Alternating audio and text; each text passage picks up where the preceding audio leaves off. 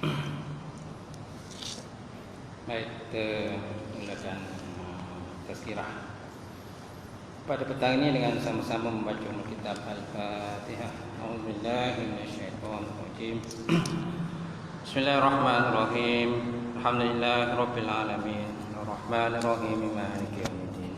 Iyyaka na'budu wa iyyaka nasta'in. Ihdinas siratal mustaqim. Siratal ladzina an'amta 'alaihim ghairil maghdubi 'alaihim waladdallin. Amin.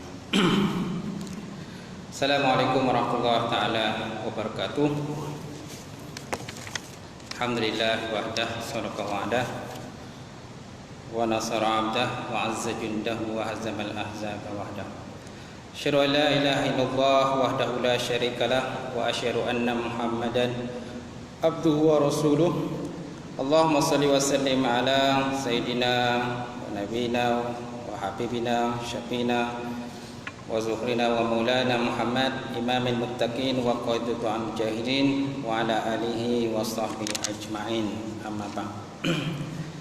Yang dihormati Fadil imam kita, tak lupa juga Fadil Tuan Bilal, kemudian jawatan kuasa masjid, seluruhnya tuan-tuan haji, tuan-tuan hajah,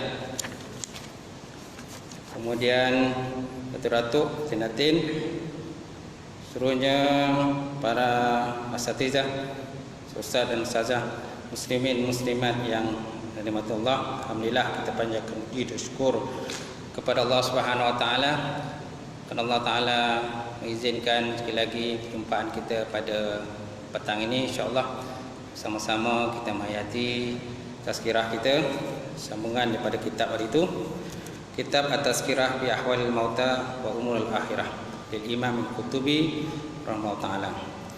Peringatan pada menyatakan kelakuan orang yang telah meninggal dunia serta urusan-urusan akhirat. Hari itu kita dah bincang kenaan tajuk tegahan daripada bercita-cita kepada mati dan berseru kepada kematian, kerana kemudaratan yang terjadi pada harta dan juga pada diri kita. Jadi ulama ataupun baginda Nabi SAW juga melarang atau menegah kita daripada bercita-cita kepada kematian itu. Kerana boleh jadi kalau seandainya Allah Ta'ala memanjangkan umur kita, maka kemungkinan besar kita dapat menambahkan lagi amalan-amalan kebajikan kita yang telah pun sedia ada. Kalau seandainya kita sebelum ni berada dalam keadaan berdosa, selalu melanggar perintah-perintah Allah Subhanahu wa taala, maka Allah Taala bila memanjangkan umur kita sikit sebanyak, insya-Allah kita dapat bertaubat, memperbaiki diri kita mana-mana kelemahan dan juga kekurangan, insya-Allah. Baik, kita sambung kitab hari itu. Masih lagi dalam pembahasan tajuk yang pertama. Diriwayatkan bahawa ada seorang Arab adalah dia berjalan di atas unta dia.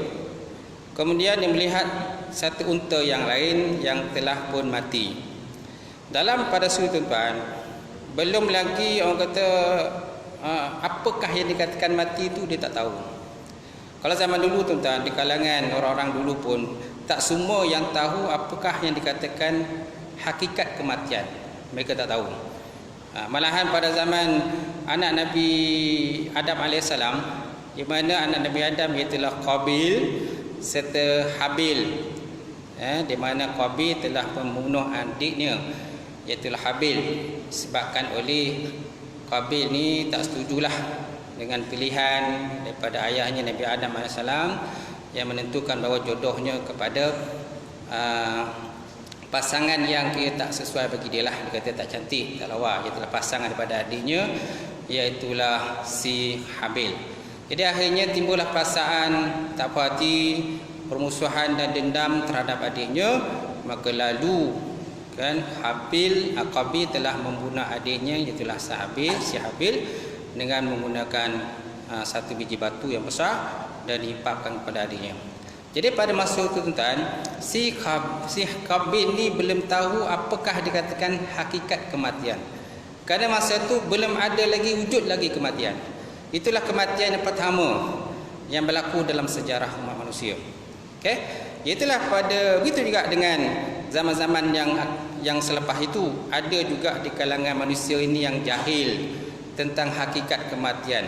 Sebagaimana yang berlaku dalam riwayat ini nyatakan bahawa ada seorang Arab Badui, tuan-tuan, dia menaiki seekor unta dan lalu di hadapan seekor unta yang tidak bergerak lagi. Yang mana unta tu hakikatnya telah pun matilah. Lalu si Arab Badui tadi waja'ala yatufu wa yatafakkaru bihi. Kemudian si Arab Badui tadi pun dia berlengkar-lengkar ataupun berpusing-pusinglah di hadapan unta yang telah mati tadi. Kemudian dia berkata, malaka la takum, malaka la tub'asun. Dia kata, kenapa engkau tak berdiri, wahai unta? Kenapa engkau tak bangun? Hazi atauka kamilah, sedangkan anggota badan kamu ni sempurna. Anggota badan kamu ni sempurna. Kaki kamu tak ada yang cacat. Telinga kamu okey, tak ada yang putus. Okey, semua kompletlah dia punya anggota badannya. Wajawarihu kasalimah, anggota badannya sejahtera. Masya'nuka, tetapi bagaimana keadaan kamu ini?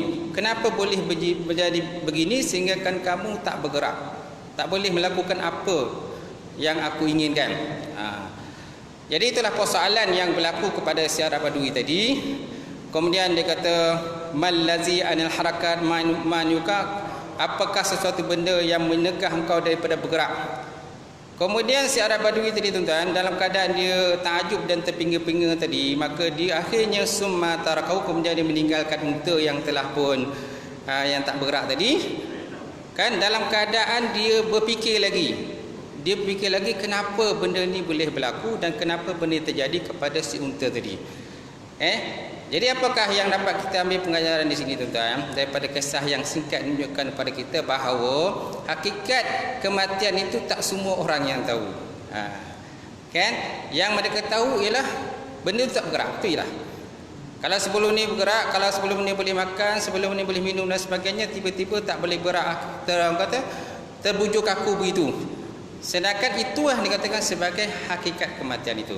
Mana roh telah pun dicabut oleh malaikat maut daripada badan unta tadi dan dibawa naik ke langit oleh Allah Subhanahu Wa Taala. Begitu juga dengan hakikat manusia yang lain, kan? Makhluk-makhluk yang lain, terutama manusia lah yang telah pun mati, hakikat mereka itu telah pun ditarik ke ruh oleh Allah Subhanahu Wa Taala. Sama ada ruh itu ruh dalam keadaan baik ataupun ruh dalam keadaan jahat. Kemudian kalau kita singkap berkenaan dengan kisah yang berlaku pada zaman dahulu berkenaan dengan kisah Nabi Uzair. Kisah Nabi Uzair alaihissalam.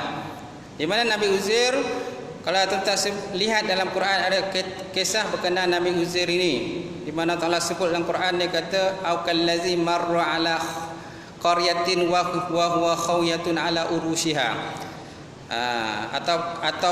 Atau adalah seperti seseorang itu yang lalu kepada satu perkampungan yang mana perkampungan itu telah pun musnah perkampungan tadi. Itu ayat ni berkenaan dengan kisah Nabi Uzair alaihissalam. Ayat 289 tersilap saya dalam surah Baqarah. Dalam peristiwa itu Nabi Uzair alaihissalam telah melalui satu kampung yang mana kampung itu telah pun musnah disebabkan oleh raja yang zalim pada masa itu, maka dia telah memusnahkan kampung tersebut. Kemudian Nabi Uzair pun dalam masa dia sampai ke situ, sebenarnya dia juga membawa bekalan makanan. Kemudian dia juga membawa seekor unta bersama dalam perjalanan dia. Kemudian selepas daripada itu, maka dia berhenti di tempat tadi, kemudian dia duduk dan dia mengambil makanan dia. Kemudian unta tadi ditambatkan di satu tempat tak jauh daripada dia duduk tadilah. Kemudian dalam masa itu, tuan-tuan, Nabi Uzair tadi berfikir macam mana Allah Ta'ala nak membangunkan semula perkampungan ataupun orang yang dah mati di perkampungan ini. Macam mana Allah Ta'ala nak bangunkan semula keadaan yang telah memusnah ini. Au kallazi marra ala qaryatin wa huwa khawiyatun ala urushiha, ayat dalam tu kan. Jadi timbullah pertanyaan pada dia, tiba-tiba kan apa yang terdetik dalam hati dia tadi rupanya diketahui oleh Allah Subhanahu Wa Taala. Lalu Allah Subhanahu Wa Taala, tuan-tuan, mematikan dia selama 100 tahun. Kemudian bila dah mati dalam masa 100 tahun, maka lepas tu dia pun terjaga. Bila dia terjaga, maka dah tiba-tiba ada satu suruhan menyeru pada dia, bertanya pada dia, wahai Uzair, kam labista, berapa lama kau telah pun mati ni? Kamu dah mati berapa lama wahai Uzair? Tapi Uzair tak nampak suara siapa yang bertanya tadi. Maka Uzair kata, mungkin aku telah pun tertidur, kan? Sama ada separuh hari ataupun satu hari. Separuh hari ataupun satu hari, ataupun aku telah tidur. Maka tiba-tiba suara itu berkata, sebenarnya kamu telah pun tidur mi'atas sanah, kamu telah tidur selama 100 tahun. Jadi si Uzair pun takjublah dengan kejadian tadi. Maka dia minta petunjuk daripada Allah Ta'ala supaya Allah Ta'ala menunjukkan kekuasaan dia, macam mana benda ini boleh terjadi. Maka Allah Ta'ala pun menunjukkan, fanzur ila ta'amika wa syarabika lam yatasannah, wahai Uzair, lihatlah kepada makanan kamu, lihat pada makanan kamu dan juga minuman kamu yang kamu minum sebelum ini 100 tahun yang lepas. Makanan itu dan minuman kamu itu masih baik lagi, masih baik, tidak disentuh, seolah macam baru lagi makanan tadi, kan? Kemudian Allah Ta'ala kata, fanzur ila himarika walinaj'alaka ayatan linnas. Kemudian lihat pula kepada kedai kamu, lihat ke kedai kamu. Kedai kamu telah pun menjadi tulang belulang. Kedai dah jadi tulang belulang, sedangkan makanan masih lagi baik dan bagus. Jadi kemudian Allah SWT merintahkan para malaikat supaya mengumpulkan semula akan tulang belulang kedainya telah pun musnah tadi, telah mati tadi, dipertemukan semula. Dan benda itu berlaku di depan Nabi Uzair. Nabi Uzair melihat kejadian tadi. Realiti, bukan main-main, tuan-tuan. Bukan cerita dongeng. Kalau dalam TV itu biasa cerita dongeng juga kan. Ini orang kata disebabkan oleh orang kata teknologi komputer kan. Kita tuan-tuan lihat, tengok cerita dalam movie lah kan. Mana benda yang musnah boleh dihidupkan semula kan. Contoh dalam cerita Mami kan, Mami itu tengok cerita Mami kan. Mami itu kan macam mana hantu-hantu semua dihidupkan semula disebabkan oleh teknologi kan, komputer dan sebagainya. Tapi kejadian itu adalah kejadian benar-benar berlaku, yang berlaku depan Nabi Uzair tentang. Kemudian Allah SWT berkata lagi, fanzur ilal izamika, kemudian lihatlah kepada tulang belulang kedai kamu tadi. Kemudian kami pertaupkan semula, kemudian kami balutkan dia dengan daging, balut dengan daging. Dan benda ini berlaku tuan-tuan di depan Nabi Uzair. Nampak? Jadi daripada kisah tadi menunjukkan pada kita bahawa kan Nabi Uzair pun kemungkinan besar tidak tahu macam mana hakikat kematian itu yang sebenarnya.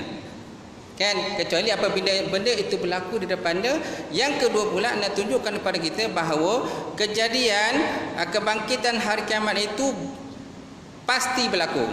Pasti berlaku kerana benda ini disebut dalam Quran banyak kali oleh Allah Subhanahu Wa Taala. Contohnya dalam ayat tadilah, ayat 259 berkenaan Nabi Uzair alaihissalam. Kemudian bila Nabi Uzair telah pun dihidupkan kedai dia, maka dia bertakjub dan bersyukur kepada Allah Taala di atas apa yang berlaku. Lepas tu dia kembali semula perkampungan dia. Bila sampai kepada perkampungan dia tuan-tuan, orang kampung pun tak kenal lagi. Kenapa? Kerana Nabi Uzair telah gaib selama 100 tahun. Jadi ramai masing-masing orang tak kenal. Kan? Dan Nabi Uzair masa itu umur dia 40 tahun lagi. Umur dia 40 tahun, sedangkan dia pun telah gaib selama 100 tahun. Jadi satu peristiwa yang menakjubkan tuan. Kemudian akhir Nabi Uzair dia kata, boleh ada tak di perkampungan ini orang yang paling tua sekali? Ada tak orang yang paling tua? Maka orang kampung kata ada orang yang paling tua. Umur dia memang dah tua lah. Dia kata lebih daripada 100 tahun umur dia. Dia kata okey, mungkin kita boleh jumpa dia, mungkin dia kenal dengan tuan lah, kata orang yang terdapat di kampungan dia. Kerana orang pun tak kenal lagi. Kerana dia dah gaib selama 100 tahun. Maka akhirnya berjumpalah seorang perempuan tua yang buta. Kan, maka Nabi Uzair memperkenalkan dirinya kepada perempuan tua tu. Dia kata, wahai nenek, dia kata, saya inilah Uzair yang telah pun gaib selama 100 tahun yang lepas. Maka perempuan tua tu macam saya kenal suara ni, dia kata. Macam saya kenal suara ni. Tapi saya macam tak yakin, dia kata. Dengan syarat kau doa pada Allah Ta'ala bagi aku kesembuhan pada mata aku yang buta ni, supaya aku dapat melihat engkau wahai Uzair. Dan perempuan tua ni tahu bahawa Uzair ni memang seorang yang mustajab doa itu tuan. Maka Nabi Uzair kata tak ada masalah. Maka Uzair pun doa kepada Ta'ala supaya dipulihkan semula akan penglihatan perempuan tua tadi. Maka akhirnya perempuan tua tadi dengan kekuasaan Allah SWT mata dia pulih semula. Dan bila mata dia pulih semula, maka dia nampaklah Nabi Uzair. Memang betul lah Nabi Uzair kata yang telah pun gaib selama 100 tahun yang lepas tuan-tuan. Masya Allah. Itu yang berlaku pada Nabi Uzair AS. Kemudian tuan-tuan diriwayatkan pula bahawa anak atau cucunya Nabi Uzair ini pada masa itu umur dia telah pun menjangkau 70 tahun. Anak atau cucu tersilap, cucu dia telah pun menjangkau umur 70 tahun. Sedangkan Nabi Uzair masa itu umur dia 40 tahun. Jadi cucu lagi tua daripada datuk. Tak mustahil tuan-tuan. Jadi benda tu yang berlaku lah. Itu semua di atas kekuasaan Allah Subhanahu wa ta'ala tuan-tuan. Baik. Kemudian disambung pada kitab tadi. Kemudian diriwayatkan bahawa satu hari anak Nabi Adam AS telah pun meninggal dunia. Kan qala mata ibnu Adam AS. Faqala ya Hawa qad mata ibnaka. Qalat wa mal maut.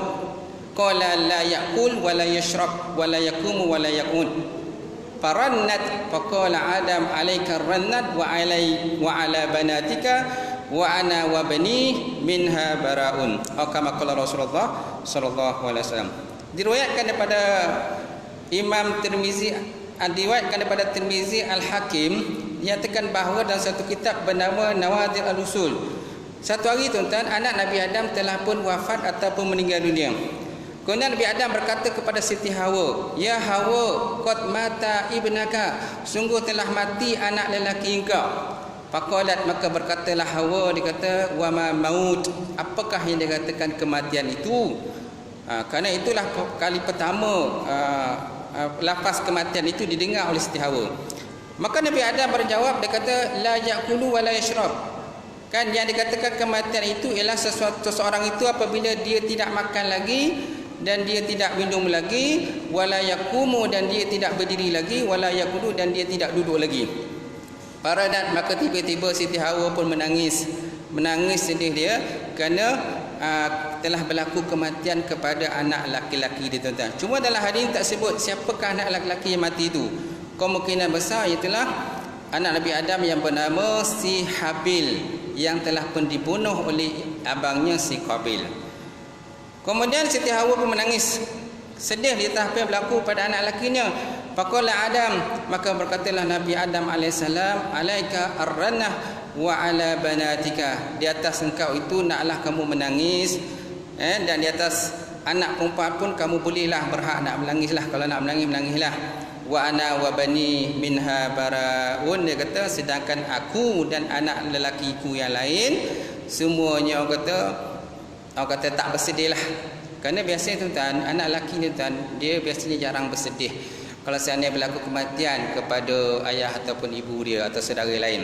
Yang biasanya kesedihan ini berlaku ialah kepada orang-orang perempuan ataupun anak-anak perempuan. Di mana anak perempuan ni dia punya tahap orang kata hatinya lembut berbanding dengan orang ataupun anak-anak lelaki lah. Kerana lelaki ni orang kata jiwa dia kental, kuat kan. Tapi tak begitu juga tuan-tuan. Kenapa ikut sejarah dia tuan-tuan? Nabi pun tuan-tuan pernah menangis kerana terjadi kematian kepada anak baginda, kata silap saya, iaitulah Ibrahim alaihissalam. Kerana Ibrahim pernah satu hari tuan-tuan dia sakit dan dia meninggal dunia. Kemudian Nabi SAW diminta untuk ziarah kepada Ibrahim, dan bila Nabi ziarah Nabi Ibrahim, maka jatuhlah air mata baginda Rasulullah SAW ketika melihat kematian yang berlaku pada anak baginda Rasulullah SAW, iaitu Ibrahim. Kemudian tuan, seorang sahabat bertanya kepada baginda Rasulullah SAW, ya Muhammad, ya Rasulullah, apakah ini? Mahazar, kata apakah ini? Maksudnya apakah maksud daripada air mata baginda Nabi SAW itu yang menangis, yang keluar daripada mata baginda Nabi SAW bila melihat kematian Ibrahim? Maka Nabi SAW inilah dikatakan sifat rahmat dan juga kasih sayang yang diberikan oleh Allah Subhanahu wa taala kepada orang yang beriman kepada Allah Subhanahu wa taala. Baik. Kemudian kita masuk hadis yang lain disebut dalam kitab ini pula berkenaan dengan bahawa Nabi SAW pernah bersabda, dia kata la yatamanna ahadukumul maut illa salasah. Rajulun jahilun bima ba'dal maut aw rajulun yafiru min aqdarillahi ta'ala alaihi aw mushtaqun muhibbun liqa'illahi azza wajalla. Atau kama qala Rasulullah SAW. Hadis yang seterusnya ni hadis terima daripada Sahal bin Abdullah, di mana Nabi SAW bersabda, dia kata tidak bercita-cita salah seorang daripada kamu itu akan kematian kecuali 3 golongan. Nabi kata tidak bercita-cita salah seorang daripada kamu ini kematian kecuali 3 golongan. Mana 3 golongan itu? Yang pertama, rajulun jahilun bima ba'dal maut, laki-laki yang jahil dengan sesuatu yang dialami sesudah daripada kematian itu. Laki-laki yang jahil dengan sesuatu yang berlaku sesudah daripada kematian. Kerana bila berlaku kematian, tuan-tuan, kita akan menempuh alam yang lagi jauh. Lagi jauh alamnya. Bayangkan tuan-tuan, kalau umat dahulu yang mati semenjak daripada Nabi Adam AS sampai sekarang pun mereka masih berada di alam ruh, di alam arwah, sampai sekarang pun kiamat masih belum berlaku lagi. Dan mereka masih lagi menempuh alam-alam barzah itu dan persoalan-persoalan yang mereka hadapi di alam barzah. Bayangkanlah tuan-tuan, berapa lama mereka berada di alam barzah itu. Dan kita pun tuan-tuan masih lagi berada di alam dunia. Kita tak tahu bila akan mati. Bila kita mati besok pun kita tak tahu berapa lama kita berada di alam barzah. Tak tahu kita. Selagi mana tak berlaku kiamat, selagi itu kita akan berada di alam barzah. Kalau alam barzah kita itu seperti taman-taman syurga, alhamdulillah, seluas mata memandang. Tapi kalau alam barzah kita seperti berada di alam neraka, dalam penuh seksaan dan pelbagai lagi orang kata kesempitan-kesempitan yang terdapat di alam barzah itu, Masya Allah, tuan-tuan tak tahulah macam mana, kan? Itu sebabnya ada riwayat menyatakan bahawa ada di kalangan manusia ni, tuan-tuan, bila berada di alam kubur, dia nak kembali semula ke alam dunia. Dan ada pula kalangan manusia ni dah masuk neraka, tuan-tuan, nak kembali semula ke alam dunia. Kenapa? Kerana nak menebus diri mereka daripada azab api neraka itu. Kerana tempoh dalam neraka itu terlampau lama. Terlampau lama, tuan-tuan. Bayangkanlah, kalau kita hidup di dunia, tuan-tuan, kemungkinan kita 60 tahun, 70 tahun. Tapi di alam kubur lagi lama tempoh masanya. Sekarang ni cukupkah bekalan yang kita ada? Cukup tak bekalan yang kita ada pada kita selama ini? Setelah kita tolak tu, tolak ni lah. Maksud tolak tu, tolak tidur, tolak makan, tolak minum, tolak sakit, macam-macam lagi lah kita tolak selain daripada ibadah kepada Allah Subhanahu Wa Taala. Jadi Nabi SAW menyatakan kepada kita, jangan di kalangan kita ni bercita-cita kepada kematian, kan? Kecuali memang kita dah ada persiapan untuk kepada kematian tadi. Okey. Kemudian Nabi kata tadi dalam hadis yang saya cakap tadi, tidak bercita-cita kematian itu kecuali tiga golongan. Pertama, lelaki yang jahil dengan sesuatu yang sesudah daripada kematian itu. Dia jahil tentang alam kubur, dia jahil tentang alam barzah. Itu sebabnya sikit sebanyak kita kena tahu tentang alam kematian. Kerana banyak kita lebih fokus kepada alam dunia. Macam mana kita nak mengumpulkan harta, macam mana kita nak dapat kekayaan dalam perniagaan kita, macam mana kita nak capai kita punya KPI, SOP, macam-macam lah yang kita fikirkan dalam masalah dunia ni yang tak pernah habis ni, tuan-tuan. Tapi sedikit sebanyak kita kena membahagikan masa kita juga untuk memikirkan tentang alam kubur, alam akhirat. Kenapa, tuan-tuan? Kerana di alam itu lagi lama tempoh dan masa dia. Okay. Yang kedua, rajulun yafiru min aqdarillahi ta'alahi, laki-laki yang lari daripada takdir Allah Subhanahu wa taala. Laki-laki yang kedua, tuan-tuan, yang bercita-cita nak sibuk nak mati ni, sebenarnya laki-laki yang suka nak lari daripada takdir Allah. Disebabkan oleh banyak musibah yang berlaku pada dia, kemelatan hidup pada dia, kesakitan tu, kesakitan ini, kemudian muflis dalam perniagaan, macam-macam bagilah. Jadi akhirnya sampai ada yang putus cinta, bercinta akhirnya putus cinta. Mana apa yang dia nak tu tak capai, maka akhirnya dia nak lari daripada qadar Allah, takdir Allah Subhanahu Wa Taala. Ini laki-laki yang kedua. Yang ketiga tuan-tuan, au mushtaqun muhibbun liqa'illah taala, ataupun seseorang yang rindu untuk berjumpa dengan Allah Subhanahu Wa Taala. Seorang yang rindu sangat nak jumpa Allah. Okey, ni laki-laki yang ketiga. Tetapi laki yang ketiga tuan, dia berada dalam kategori yang daripada sudut yang baik. Sedangkan lelaki yang kedua bukan daripada sudut yang baik. Lelaki yang jahil tentang alam barzah.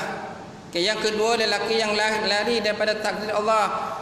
Kan? Disebabkan oleh dia putus asa dalam kehidupan, akhirnya dia membuat satu keputusan yang nekat, akhirnya terjun masuk dalam laut, ataupun dia ambil racun, okey, dia tuang racun, dia minum racun, akhirnya mati. Okey, ataupun contoh dia ambil pistol, dia tembak kepala dia sendiri. Ambil pistol tembak kepala sendiri. Sebab apa? Disebabkan dia putus asa dalam kehidupan ni tuan-tuan. Jadi laki-laki yang kedua ini adalah dimurkai Allah Subhanahu Wa Taala. Laki-laki pertama dimurkai Allah Taala. Sedangkan laki-laki yang ketiga disukai oleh Allah Taala. Kenapa? Kerana memang dia rindu nak jumpa dengan Allah, maka akhirnya dia mohon kepada Allah Taala supaya Allah Taala mencabut nyawa dia. Okey, yang kedua. Kemudian yang ketiga, dalam satu hadis Nabi sallallahu alaihi wasallam diriwayatkan bahawa satu hari tuan-tuan malaikat maut berjumpa dengan Nabi Ibrahim alaihissalam. Dan dia berkata kepada Nabi Ibrahim, wahai Ibrahim, kan aku datang nak jumpa engkau ni supaya aku nak cabut nyawa engkau. Liyak bida ru'ahu, aku datang nak cabut nyawa engkau. Faqala Ibrahim, maka Ibrahim berkata, ya malaikat maut, hara'aita khalilan yakbidu ruha khalili. Wahai malaikat maut, adakah engkau nak melihat kekasih mengkabat ataupun mencabut roh kekasihnya? Wahai malaikat maut, kau suka kau nak cabut nyawa aku ni, sedangkan kita ni kenal mengenal, kita ni kasih mengasihi di antara sama lain. Hara'aita khalilan yakbidu ruha khalili. Adakah kau suka seorang kekasih mencabut roh ataupun nyawa kekasih dia? Maka malaikat maut pun takjub di atas persoalan yang diajukan oleh Nabi Ibrahim kepada dia. Fa'araja malaikat maut alaihissalam ila rabbah. Kemudian malaikat maut pun naiklah berjumpa Allah Taala, mengadu pada Allah. Ya Allah, ya Tuhanku, ya Allah Tuhanku, aku tadi nak pergi jumpa Nabi Ibrahim, aku nak cabut nyawa dia. Tiba-tiba Ibrahim cakap pada aku, adakah engkau sanggup nak cabut nyawa aku, wahai malaikat maut? Dia kata, kita ni kan kenal mengenal, kan? Kita ni kasih mengasih di antara sama lain. Kenapa kau nak cabut nyawa aku? Maka Allah Taala pun berkatalah kepada malaikat maut, faqala qul rahu hara'aita khalilan yukrahu liqa khalidi. Adakah kamu benci berjumpa kekasih dengan kekasihnya? Cakap kat dia, adakah dia tak suka ke nak kata berjumpa kekasih dia? Dia tak suka ke nak berjumpa dengan kekasih dia? Faraja'a faqala, maka mereka mahu pun tadi pun kan kembalilah berjumpa dengan Ibrahim. Maka dia kata pada Ibrahim, ya Ibrahim, aku datang ni nak bawa pesan daripada Allah Taala. Allah Taala kata pada kau tak suka ke nak jumpa kekasih dengan kekasih dia? Maka lepas tu maka Nabi Ibrahim pun tersentaklah. Rupa-rupanya Allah Taala minta supaya dia jumpa dengan Allah Subhanahu Wa Taala. Maka Nabi Ibrahim pun kata, wahai malaikat maut, kalau macam tu ikbid ruhi sa'ah. Kalau macam tu cabutlah nyawa aku sekarang. Cabutlah nyawa aku sekarang. Kalau macam itulah, kan, yang Allah Taala minta aku ni jumpa dia. Maka akhirnya malaikat maut pun tadi pun mencabutlah akan nyawa Nabi Ibrahim alaihissalam. Tak lama lepas tu, kemudian lepas tu Nabi Ibrahim pun dapatlah berjumpa dengan Allah Subhanahu Wa Taala di alam ruh, kan, kerana berjumpalah kekasih dengan kekasihnya. Macam itulah yang dapat kita kongsi pada malam insya-Allah. Dan akhirnya satu hadis Nabi sallallahu alaihi wasallam saya kongsi sini, al-maut jisrun yusalul habib ilal habib. Maut itu adalah jembatan yang menghubungkan kekasih kepada kekasihnya. So kalau ditakdirkan kita mati, alhamdulillah, sebenarnya kita berjumpa dengan kasih kita itulah Allah Subhanahu Wa Taala. Insya-Allah. Sekadar itulah tuan-tuan dapat kita kongsi pada petang ini insya-Allah. Akan datang kita sambung lagi dengan tajuk yang baru, bab harus bercita-cita kepada kematian dan menyeru kepada kematian kerana takut hilang agama insya-Allah. akan datang semua. Wallahu a'lam. A'udzubillahi minasyaitonir rajim. Bismillahirrahmanirrahim. Alhamdulillahi wassalatu wassalamu ala rasulillah ajmain. Allahumma zidna ilman nafi'a wa yaqina was-sadiqa wa ma'lam taqabbal rizqan halalan mubarakatan katsira wa siyana fataya alim lana qulubana bi nuri ma'rifataka wa ta'arifin. Allahumma baqqina fi din, Allahumma baqqina fi din, Allahumma barik lana fi Sya'ban wa balighna Ramadan. Allahumma barik lana fi Sya'ban wa balighna Ramadan. Allahumma barik lana fi Sya'ban wa balighna Ramadan. Rabbana atina fid dunya hasanah wa fil akhirati hasanah wa qina azabannar. Subhana rabbika rabbil izzati amma yasifun wa salamun alal mursalin. Taqabbalallahu minkum minna wa minkum taqabbal ya karim.